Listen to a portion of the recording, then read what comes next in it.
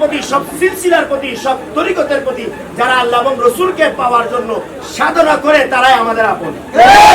আল্লাহ এবং রসুলকে পেতে হলে এই যুগে এই সময়ে আল্লাহর মহান ওয়ালি আল্লামা সৈয়দ সাইফুর রহমান নিজামী শাহর কদমে আসতেই হবে।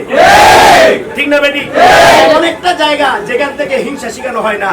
আমরা দেখি বিভিন্ন সিলসিলার নামে আছে, আমি কোনো সিলসিলার নাম ধরি না, বিভিন্ন তরিকতের নামে আমরা দেখি তরিকতের দোষ নাই, ব্যক্তির দোষ আছে। ঠিক না বেটি? বিভিন্ন সময় আমরা দেখি একজন অপরজনের প্রতি হিংসা বিদ্বেষ শিখানো হয়। ঠিক না বেটি? আমরা সমাজের মধ্যে যারা যে সিলসিলার হোক না কেন, হক সিলসিলার হলে তারা আমাদের আপন।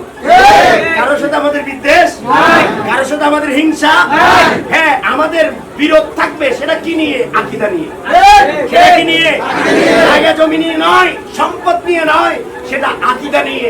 কেউ যদি তরিকতের নাম দিয়ে আহলে বাইতের দুশমনি করে তাদের সাথে আমাদের সম্পর্ক, এই সিলসিলার নাম দিয়ে যদি আহলে বাইতের বিপরীতে যায় তাদের সাথে আমাদের কোনো সম্পর্ক।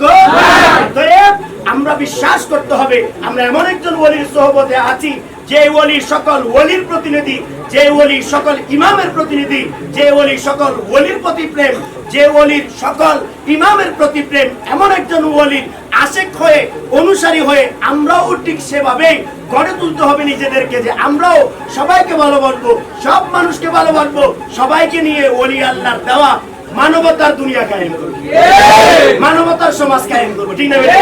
তাই এখানকার শরীফটাকে আমরা সেভাবে নেব। আমরা এখানে কেবল জিকির আজকার নয়, অবশ্যই জিকির আজকার করব, অবশ্যই সালাতু সালাম, অবশ্যই দরুদ শরীফ হবে, সবকিছু চলমান থাকবে। ভাই বোন সবাই সুন্দর একটা সময়ে সবাই বসে এখানে আমরা আলোচনা করব, আমরা ঈমান দ্বীন নিয়ে আলোচনা করব। ঠিক না বেটি?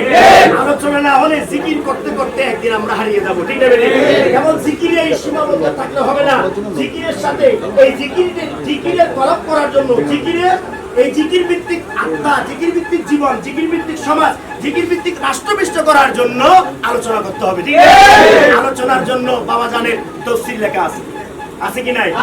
অন্য কোথাও এই সুন্দর সুযোগ সুবিধা পাবেন না। আমাদের জন্য ইমানি তফসির দান করেছেন তফসিরে মাশাহিদুল ইমান। এই খানকা শরীফে একটা তফসির অবশ্যই লাগবে, লাগবে কিনা? লাগবে। এই তফসিরটা কে দিবেন? হাত তুলে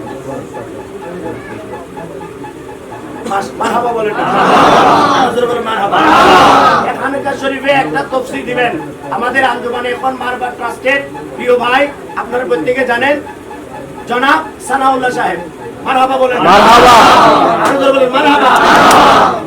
আচ্ছা, তাহলে এই তফসিরটা কিভাবে হবে না হবে আমরা বিস্তারিত আলোচনা করবো, যেহেতু মাহফিল আছে বলছি না, তফসিল লাগবে। এরপর আমাদের মহান মুর্শিদ কেবলার এই প্রণীত বুখারী শরীফ, 5 খণ্ড বুখারী শরীফ আছে কি নাই? আছে। প্রত্যেকদিন যদি একটা একটা হাদিস বা সপ্তাহে যদি আপনারা বসেন এক এক সময় এক একটা হাদিস নিয়ে যদি আলোচনা করেন তাহলে আপনারা মুহাদ্দিস হয়ে যাবেন। শুধু মাদ্রাসায় বললে মুহাদ্দিস হয় তাই নয়। সাহাবায়ে কেরাম কোনো মাদ্রাসায় পড়ে মুহাদ্দিস হন নাই, মুফাসসির হন নাই, মুফতি হন নাই, প্রিয় নবীর দরবারে বসে বসে মুফতি হয়েছে। প্রিয় নবীর খেদমত করে, প্রিয় নবীর সেবায় থেকে, প্রিয় নবীর কদমে থেকে নিজেদের জীবন উৎসর্গ করে মুফতি হয়েছেন, মুহাদ্দিস হয়েছেন, মুফাসসির হয়েছেন। ঠিক না বেটি?